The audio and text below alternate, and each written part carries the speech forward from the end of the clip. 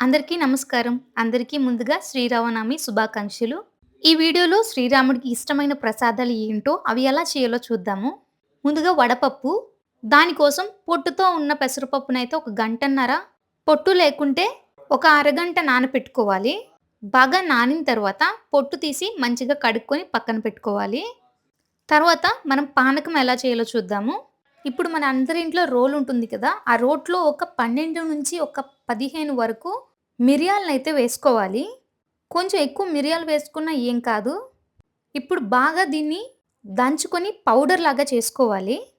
మనకి మిరియాలు బాగా పౌడర్ లాగా అయిన తర్వాత ఒక 2 యాలకులైతే వేసుకోవాలి. వీటిని కూడా పౌడర్ లాగా చేసేయాలి. దాని తర్వాత ఒక గ్లాస్‌లో వాటర్ వేసుకోవాలి. గ్లాస్ అంటే మనం దేంట్లో అయితే దేవుడికి నైవేద్యం పెడతామో ఆ గ్లాస్‌లో వాటర్ అయితే వేసుకోవాలి. అందులో మనం ముందుగా ఈ పౌడర్ లాగా చేసుకున్న మిరియాలు, యాలకులు పౌడర్ అయితే వేసుకోవాలి. తర్వాత బెల్లం పౌడర్‌ని కూడా కొంచెం కొంచెం దంచుకొని వేసుకుంటే త్వరగా కరిగిపోతుంది. కాబట్టి బెల్లం పౌడర్ యూజ్ చేస్తే కొంచెం బెటర్. బెల్లం కూడా నేనిక్కడ ఎక్కువ వాడట్లేదు. నేను తీసుకున్న వాటర్‌కి ఒక 1 టేబుల్ స్పూన్ బెల్లం అయితే సరిపోతుంది కాబట్టి, అదే కొంచెం దంచుకొనైతే వేసుకున్నాను. ఇప్పుడు ఇవన్నీ మిక్స్ అయ్యేటట్టు కలుపుకోవాలి. ఇదేనండి శ్రీరాముడికి ఎంతో ఇష్టమైన పానకం నైవేద్యం. దేవుడికి ప్రసాదంగా పెట్టే ముందు అందులో ఒక తులసి వేసి సమర్పించుకుంటే ఎంతో ఫలితం లభిస్తుంది. ఇప్పుడు వడపప్పు మనం కడిగి పక్కన పెట్టుకున్నాం కదా! ఆ పప్పుని మనం ఎందులో అయితే దేవుడికి నైవేద్యంగా పెడతామో ఆ కప్పులో అయితే వేసుకోవాలి. దీనిపైన ఒక 2 బెల్లం ముక్కలైతే చిన్న చిన్నవి కట్ చేసుకున్నవి పెట్టుకోవాలి.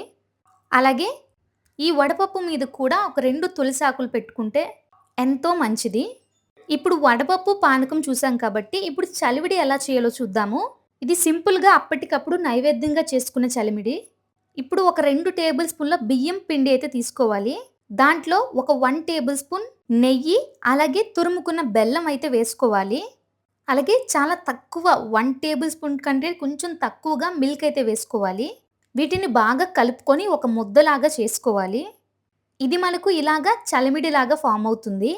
అలాగే ఈ చలిమిడి పైన కూడా బెల్లం పెట్టుకొని దేవుడికి నైవేద్యంగా పెట్టొచ్చు. ఈ ప్రసాదాలు భక్తితో తయారు చేసి సమర్పిస్తే శ్రీరాముడి కృప ఎప్పుడు మనతోనే ఉంటుంది. ఈరోజు మనం భక్తితో చేసే ప్రతి పూజ, ప్రతి నైవేద్యం మన హృదయంలోని విశ్వాసాన్ని తెలియజేస్తుంది. మళ్ళీ ఇంకో వీడియోలో కలుద్దాం. జై శ్రీరామ్. అందరికీ మళ్ళొకసారి హ్యాపీ శ్రీరామనవమి.